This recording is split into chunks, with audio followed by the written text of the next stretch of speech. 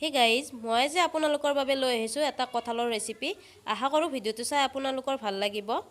বলক তেনেহ'লে আমি ভিডিঅ'টো আৰম্ভ কৰোঁ। এই কঁঠালৰ ৰেচিপিটো বনাবৰ বাবে মই ইয়াতে 2টা আলু কাটি বইল কৰি লৈছোঁ আৰু এইফালে লৈছোঁ পিঁয়াজ এটা কাটি লৈছোঁ, আদা নহৰুৰ লগত জলকীয়া একেলগে পেষ্ট বনাই লৈছোঁ আৰু এইফালে আছে বইল কৰা কঁঠাল। প্ৰথমতে মই কেৰাহীটো গৰম হ'বলৈ দি ইয়াতে মিঠাতেল দি দিছোঁ।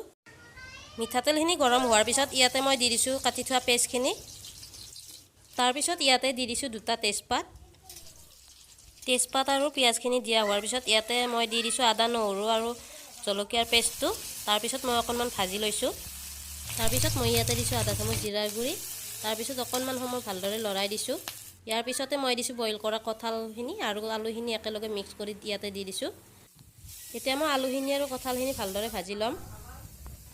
কঁঠাল আৰু আলুখিনি অলপ সময় ভাজা যোৱাৰ পিছত ইয়াতে মই দিছোঁ আধা চামুচ হালধিৰ গুড়ি।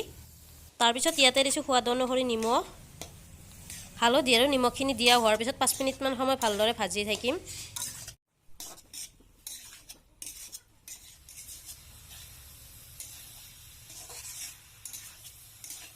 পাঁচ মিনিট সময় ভাজা যোৱাৰ পিছত মই ঢাকনিৰে 3 মিনিট সময়ৰ বাবে ঢাকি থ'ম।